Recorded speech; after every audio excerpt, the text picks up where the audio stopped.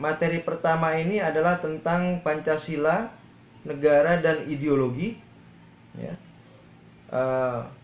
Seperti kita tahu, Pancasila itu mengandung 5 prinsip, ya, yaitu prinsip ketuhanan, kemanusiaan, keindonesiaan, kerakyatan dan keadilan. Gitu ya. Bunyinya Anda tahu sendirilah, dari sejak SD saya kira kita sudah belajar untuk menghafalkannya, gitu. Nah, apa itu prinsip ketuhanan? Ya, ketuhanan dalam Pancasila itu bukan ketuhanan satu agama tertentu, ya, tetapi dia adalah hal yang mengayomi atau prinsip yang mengayomi seluruh agama, gitu ya. Prinsip yang mengayomi Tuhan-Tuhan yang ada, gitu ya. Makanya ketuhanan di sini itu bisa disebut sebagai koeksistensi politis, gitu ya. Jadi semua agama itu bisa berada dalam ruang publik itu, negara kita, bangsa kita, dan semuanya terjamin, gitu ya. Seperti bunyi Undang-Undang Dasar kan, negara menjamin kebebasan warga negara dalam beribadah menurut agama dan kepercayaannya, gitu ya. Jadi ketuhanan di sini adalah tidak berurusan dengan Tuhan agama tertentu, tetapi adalah bagaimana membuat praksis agama itu berjalan dengan damai, dengan aman, gitu ya. Itulah ketuhanan yang Maha Esa, gitu ya. Kemudian yang kedua adalah kemanusiaan. Bagaimana bangsa Indonesia itu memegang prinsip-prinsip kemanusiaan, gitu ya, prinsip hak asasi manusia, gitu. Karena pada dasarnya prinsip kemanusiaan itu sudah menjadi pola hidup bangsa Indonesia. Sebagaimana Pancasila juga adalah digali dari adat dan budaya bangsa Indonesia, gitu ya. Kata Bung Karno, saya tidak menciptakan Pancasila, ya, Presiden pertama RI Bung Karno. Saya tidak menciptakan Pancasila, tetapi saya menggalinya dari adat dan budaya bangsa Indonesia, gitu. Nah, termasuk ketuhanan, kemanusiaan, keindonesiaan, kerakyatan dan keadilan itu digali oleh Bung Karno dan para founding fathers waktu itu di BPUPK, dan kemudian mengekstraksikannya menjadi 5 prinsip itu, gitu. Kemudian yang ketiga, keindonesiaan, kebangsaan.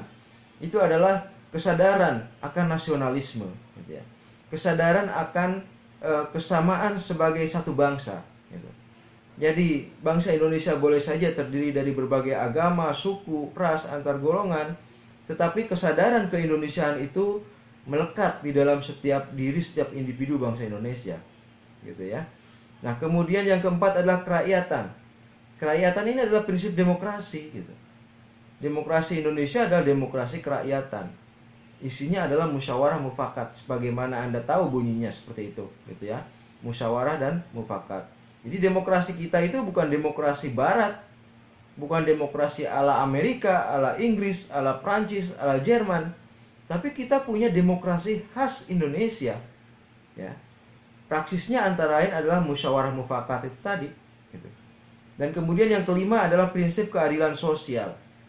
Dalam prinsip keadilan sosial, negara menjamin, ya, keadilan sosial bagi seluruh rakyat Indonesia, gitu. Dalam Pancasila, negara Pancasila, pasar itu diakui. Artinya apa? Artinya bahwa setiap orang, setiap warga negara Indonesia boleh berusaha, mencari nafkah, ya, menjadi kaya sekaya-kayanya. Tetapi ada prinsip keadilan sosial di negara ini. Artinya apa? Semakin kaya seseorang, dia harus semakin besar andilnya bagi keadilan sosial, ya. Bentuk nyatanya seperti apa? Kalau orang punya mobil, maka dia dipajakin.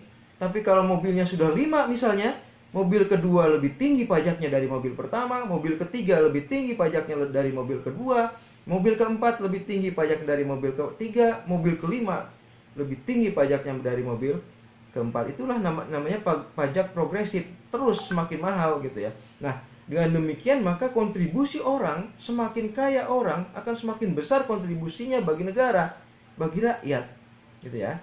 setelah uang pajak itu dikumpulkan oleh negara, kemudian didistribusikan untuk menciptakan kesejahteraan rakyat, untuk menciptakan keadilan sosial. Itulah Pancasila, gitu ya. Kita pro pasar, kita tidak seperti komunisme yang anti pasar, kita juga tidak seperti liberalisme yang sangat individualistis, gitu ya. Tetapi kita adalah kolektivisme, tetapi mengakui pasar, mengakui kebebasan orang untuk mencari nafkah, mencari rezeki, menjadi kaya sekaya-kayanya, boleh, gitu ya. Jadi orang yang sangat kaya boleh saja menikmati Jaguarnya yang super nyaman, gitu ya, Mercy-nya yang super mewah, gitu ya. Tetapi orang miskin juga, orang kurang beruntung juga bisa naik kendaraan dengan nyaman, gitu ya, pakai AC. Itulah busway misalnya kalau untuk di Jakarta, gitu ya. Itulah Transjakarta, gitu ya. Orang yang tidak punya mobil pun bisa menikmati kendaraan yang sama nyamannya, dengan dinginnya, dengan sejuknya, gitu ya. Sama seperti orang-orang kaya, gitu. Itulah keadilan sosial bagi seluruh rakyat Indonesia. Jadi keadilan sosial bagi seluruh rakyat Indonesia itu bukan berarti sama rata, sama rasa seperti orang komunis, tidak. Gitu ya. Kalau orang komunis kan dia tidak berhak memiliki hak milik pribadi, ya. Semuanya dimiliki oleh negara. Nah, kita boleh, gitu. Anda boleh memiliki dan mengendarai mobil semewah apapun, gitu ya. Tapi semakin mewah mobil Anda, pajaknya akan semakin besar, gitu ya. Pajaknya akan semakin besar, gitu. Itu prinsip-prinsip keadilan sosial bagi seluruh rakyat Indonesia, gitu ya. Kalau orang kaya misalnya bisa jalan-jalan ke luar negeri, ke Eropa, ke mana lagi, ke Amerika, gitu ya. Orang-orang miskin, orang-orang yang kurang beruntung itu juga bisa berjalan-jalan membawa anak-anaknya ke taman-taman kota, di mana di taman itu ada mainan anak-anak, gitu ya. Jadi ada kebahagiaan di sana, gitu. Itulah keadilan sosial, gitu. Maka menjadi kewajiban negara, menjadi kewajiban pemerintah untuk menyediakan fasilitas-fasilitas itu, gitu. Untuk menyediakan fasilitas-fasilitas itu, gitu. Oke, itu nilai-nilai Pancasila, gitu ya. Nilai-nilai dasar negara kita, nilai-nilai filsafat hidup bangsa, gitu ya. Nanti kita akan ada sesinya mempelajari Pancasila sebagai dasar negara, Pancasila sebagai filsafat hidup bangsa, Pancasila sebagai ideologi bangsa, gitu ya. Nanti teman Anda akan mempresentasikan berbagai hal itu. Oke. Pancasila seperti tadi saya sebutkan tadi, dikatakan Bung Karno, digali dari adat dan budaya bangsa Indonesia. Artinya apa? Artinya Pancasila itu sebenarnya sudah di hati individu bangsa Indonesia. Sudah ada di hati karena dia digali dari adat dan budaya, gitu ya. Dan Pancasila itu ada di mana-mana, gitu. Ya. Saya ke Poso, saya menemukan Sintu Maroso di sana. Apa Sintu Maroso? Mekanisme untuk menyelesaikan konflik, gitu ya. Jadi dulu waktu konflik di Poso itu diselesaikan dengan Sintu Maroso, gitu ya. Saya ke Danau Toba, di sana ada kearifan lokal juga untuk menjaga perdamaian di sana. Saya ke Bengkulu, di sana ada festival Tabot, gitu ya. Mungkin ada yang pernah mendengar festival Tabot.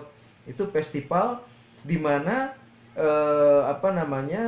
dirayakan hari besar Syiah, gitu. Coba bayangkan, ada orang Syiah merayakan hari besar Syiah di tengah masyarakat Sunni di Bengkulu sana, gitu. Nah, itu kan luar biasa, itu kearifan lokal, gitu ya. Di Arab saja Syiah dan Sunni itu kan bertengkar terus, ya, perang terus. Tapi di Bengkulu ada tradisi Syiah yang kemudian bisa berjalan di tengah komunitas Sunni, gitu ya. Itu Pancasila, gitu ya. Itu kemanusiaan, itu persatuan, itu ketuhanan yang Maha Esa, gitu ya. Nah, kemudian saya ke Dieng. Di Dieng itu sekitar bulan Agustus itu suka ada Dieng Culture Festival. Nah, tahun lalu saya ke sana pas sedang dingin-dinginnya itu, karena ada air juga membeku jadi es di sana. Di sana itu ada festival, ya, ada jazz di atas awan. Di malam-malam itu Dieng itu kan diselimuti awan, gitu. Awan itu ada di bawah kita, gitu. Nah, itu ada festival musik jazz, gitu ya. Kemudian juga ada kesenian tradisional, ada juga tradisi yaitu potong rambut gimbal, gitu ya.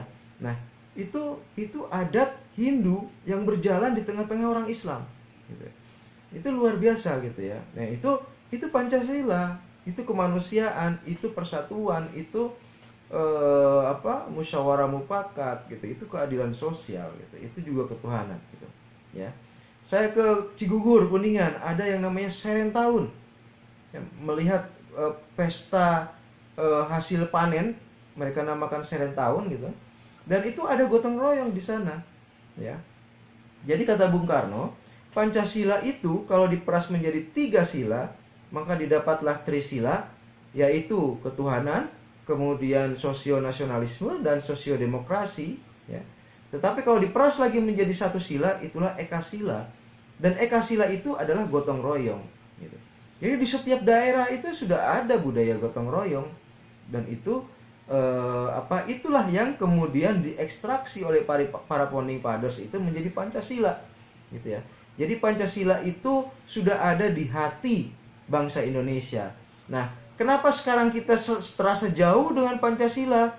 Ya, padahal Pancasila sudah jadi laku hidup, padahal Pancasila lebih dari sekedar deskripsi dan kognisi, tetapi sudah afeksi, sudah ada di hati bangsa Indonesia, gitu ya. Kenapa sekarang kita merasa jauh dari Pancasila? Karena dalam perkembangannya Pancasila dipelajari lebih secara historis dan deskriptif, sehingga kemudian kehilangan makna makna hatinya gitu, makna ideologinya, makna cita-citanya gitu. Ideologi itu adalah ide dan logos. Itu ilmu tentang ide, ilmu tentang gagasan gitu ya. Pancasila itu ideologi, ya. Gagasan ketuhanan, gagasan kemanusiaan, gagasan persatuan, gagasan demokrasi, dan gagasan keadilan sosial, keadilan sosial. Nah, kondisi kita yang merasa jauh dari Pancasila, yang dikarenakan oleh pembelajaran selama ini hanya secara historis dan deskriptif. Mungkin Anda masih ingat ketika di SMP, SMA, Anda harus hafal Pancasila, gitu ya. Kemudian di setiap upacara Anda bacakan, itu kan historis dan deskriptif saja gitu. Nah, itu yang harus dirubah. Ya, mempelajari Pancasila itu tidak untuk dihafal, tidak secara deskriptif, tetapi untuk benar-benar dihayati, ya, benar-benar diresapi bahwa ternyata Pancasila itu sudah ada di dalam adat istiadat bangsa Indonesia, sudah ada di dalam adat istiadat kita gitu. Gitu ya. Anda yang orang Jawa misalnya. Orang Jawa itu kan kebudayaannya sangat tepos liro ya, mementingkan kebersamaan gitu ya. Bahkan lebih baik berkorban diri sendiri untuk mementingkan kebersamaan daripada melawan kebersamaan itu gitu ya.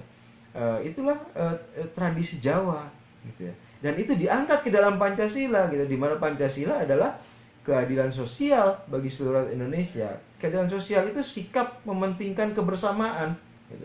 Bagaimana agar misalnya hasil-hasil ekonomi yang dicapai oleh usaha kita juga dinikmati oleh orang lain gitu ya.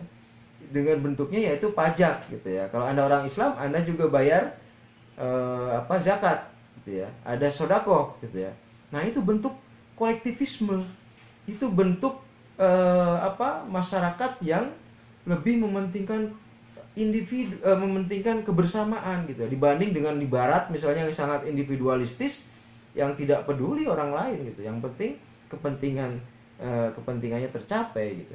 Nah, di Indonesia tidak gitu. Katakanlah orang Indonesia sekarang semakin individualistis. Itu terjadi karena memang ada tuntutan kehidupan yang semakin berat, apalagi di era pandemi sekarang gitu ya. Semua orang kehilangan mata pencaharian, semua orang mengalami penurunan pendapatan gitu. Tentu orang tua Anda juga mengalami itu gitu. Saya yakin semuanya mengalami penurunan pendapatan gitu ya. Nah, dengan menurunnya pendapatan, tekanan ekonomi semakin tinggi. Dengan demikian individualisme akan semakin tinggi pula gitu ya. Sikap mementingkan diri sendiri.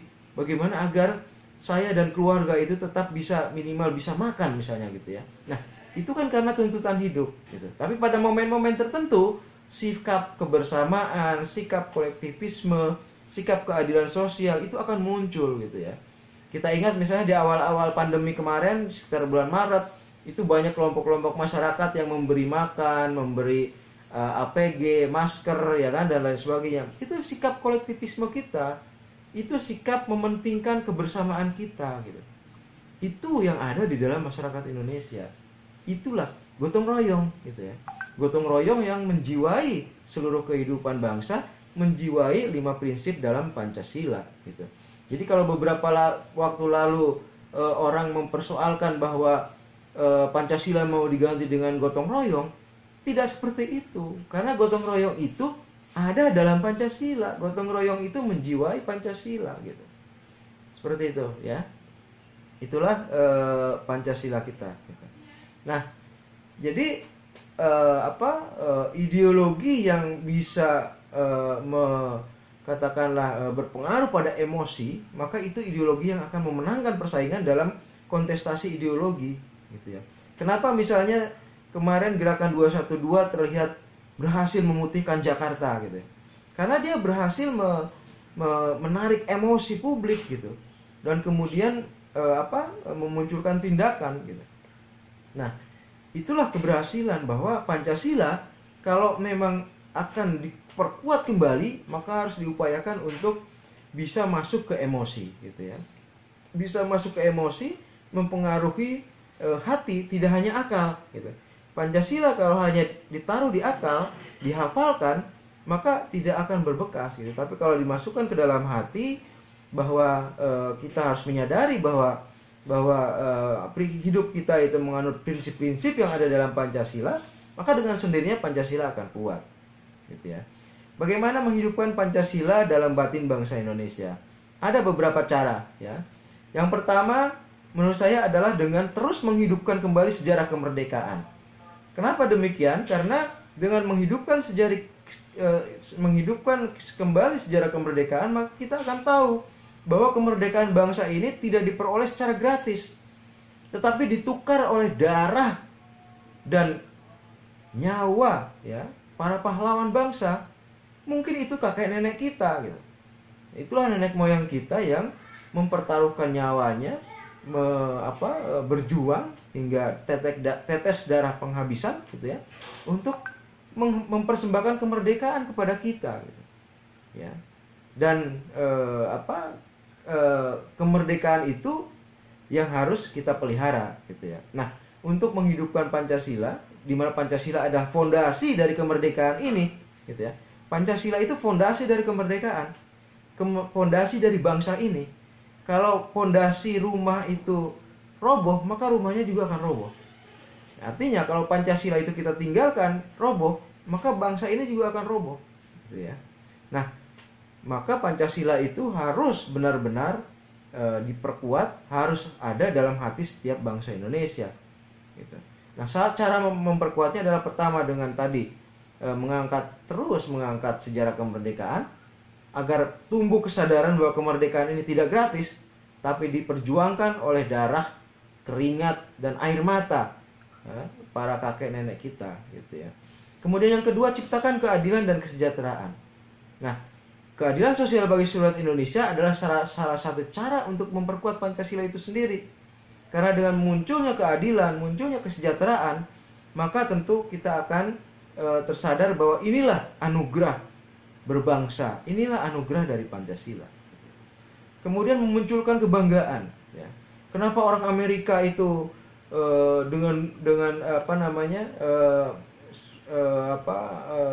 hebatnya memperkuat atau mempertahankan atau membela keamerikaannya? Karena mereka bangga, gitu.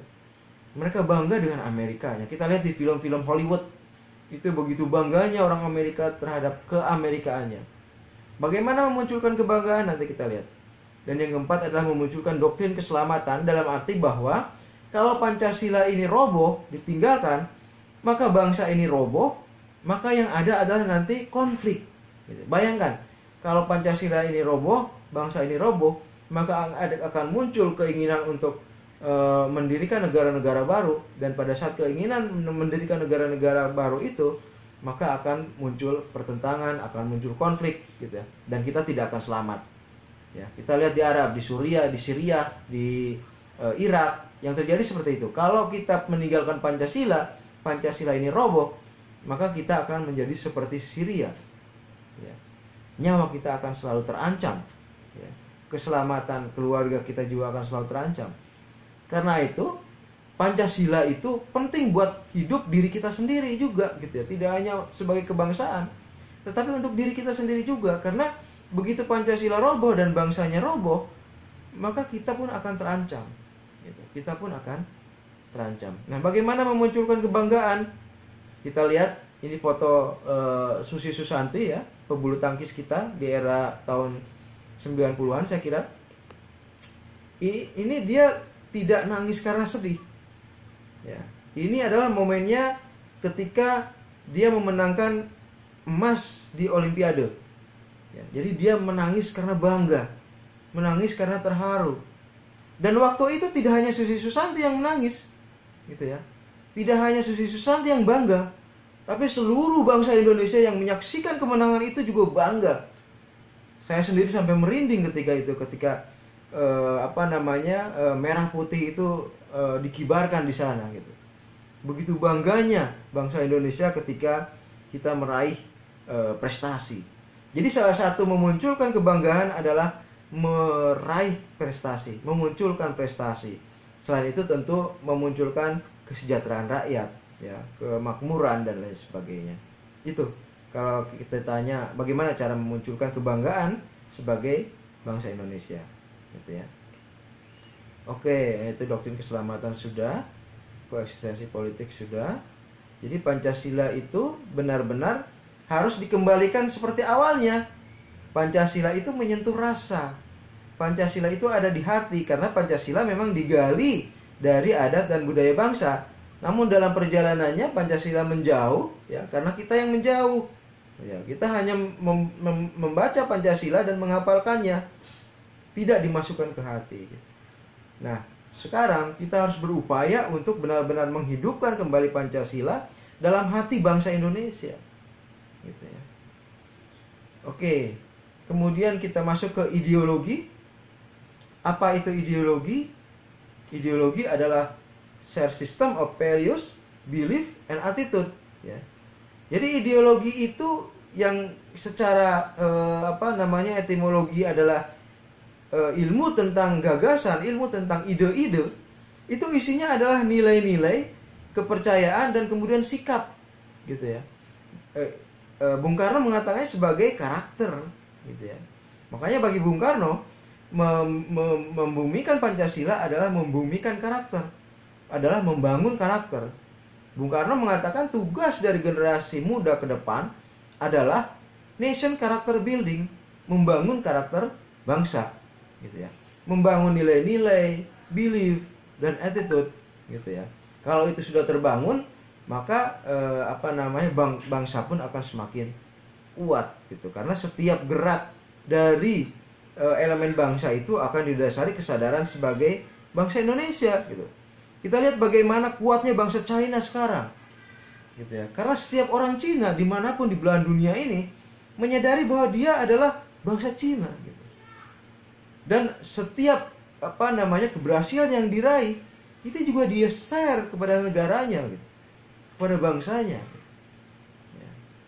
Nah, itu yang harus kita upayakan, gitu ya, agar bangsa Indonesia juga memiliki kesadaran berbangsa yang satu, yaitu bangsa Indonesia, gitu ya. Itulah ideologi. Nah, ideologi terbagi dua, ada ideologi tertutup, ada ideologi terbuka. Ideologi tertutup adalah ideologi, ya, atau gagasan, teori menyeluruh tentang makna hidup dan nilai yang mau menentukan dengan mutlak, ya, bagaimana manusia harus hidup.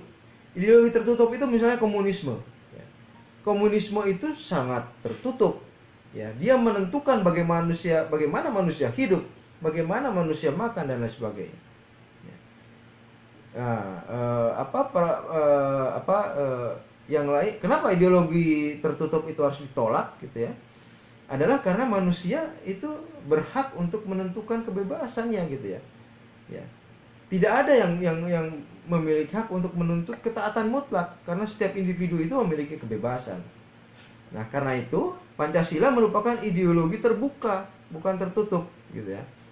Ideologi terbuka adalah nilai-nilai atau cita-cita yang tidak dipaksakan dari luar, melainkan digali, ya, digali seperti kata Bung Karno. Pancasila digali dari adat istiadat bangsa Indonesia. Nah, ideologi terbuka adalah nilai-nilai yang digali dan diambil dari harta kekayaan rohani, moral, dan budaya masyarakat sendiri.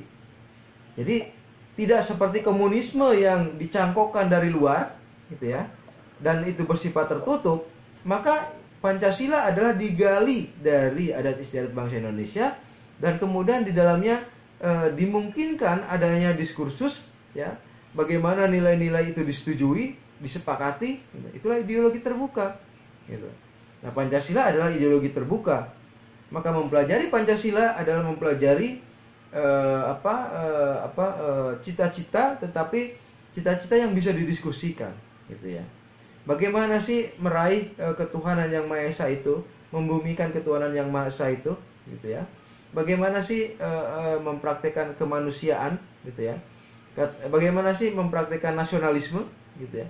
Kata Bung Karno, nasionalisme kita bukan nasionalisme yang chauvinistik seperti Hitler misalnya, seperti Mussolini misalnya, tetapi nasionalisme kita adalah nasionalisme yang menghargai bangsa-bangsa lain. Nah, itu ideologi terbuka, gitu ya. Ideologi yang bisa didiskusikan, ya. Pernyataan-pernyataan Bung Karno sampai sekarang juga banyak didiskursuskan karena memang boleh, gitu. Karena memang ideologi Pancasila itu ideologi terbuka, gitu ya. Nah, tadi sempat disinggung, Bung Karno berpesan bahwa yang harus dilakukan generasi muda ke depan adalah nation character building, gitu ya. Nation and character building. Jadi bukan bangsa dan nation character building. Oke, kata Bung Karno, bagi saya bangsa adalah segerombolan manusia yang besar, keras ia punya keinginan bersatu, ya. Keras ia punya karakter, persamaan watak, tetapi hidup di atas satu wilayah yang satu unit, gitu ya. Nah, itulah bangsa. Dan yang dipentingkan oleh Bung Karno adalah nation character building. Karena kata Bung Karno, kalau bangsa ini lupa melakukan nation character building, maka jangan heran kalau suatu saat bangsa ini akan menjadi kulinya bangsa-bangsa, gitu ya. Jangan heran kalau bangsa ini tidak akan sejajar lagi dengan bangsa lain, tetapi hanya menjadi ART, hanya menjadi babu bangsa-bangsa lain, gitu ya. Kata Bung Karno begitu. Kalau kita lupa melakukan nation character building, gitu ya. Jadi kalau faktanya sekarang banyak sekali perempuan kita yang bangsa ini yang menjadi ART di luar negeri, maka apakah itu artinya selama ini kita lupa pesan Bung Karno, ya, untuk nation character building? Oke, kita masuk ke dalam Pancasila sebagai dasar negara.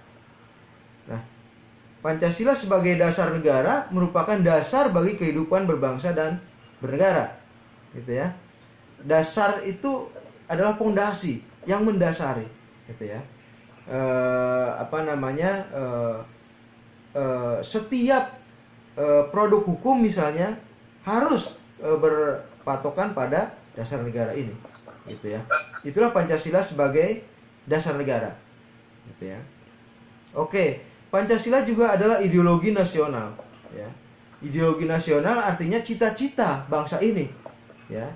Cita-cita ingin meraih kemanusiaan, cita-cita ingin meraih nasionalisme yang kuat, cita-cita ingin meraih demokrasi, cita-cita ingin meraih keadilan sosial, gitu ya. Cita-cita ingin meraih kebebasan dalam beragama, gitu ya.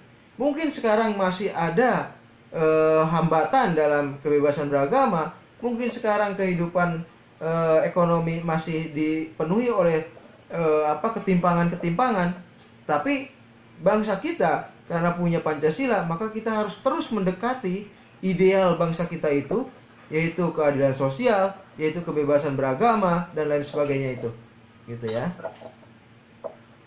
Tolong di-mute yang lupa untuk memute. Ada bocor ke sini suaranya. Oke, kita lanjutkan. Itulah Pancasila sebagai ideologi, ya. Nah, Pancasila adalah ideologi terbuka, tadi sudah saya katakan, ya. Implementasinya bisa didiskursuskan, ideologi yang bisa didiskusikan, ideologi yang bisa diubah, dikatakanlah disesuaikan begitu ya. Oke, itu saya kira materi kita kali ini tentang Pancasila, negara dan ideologi.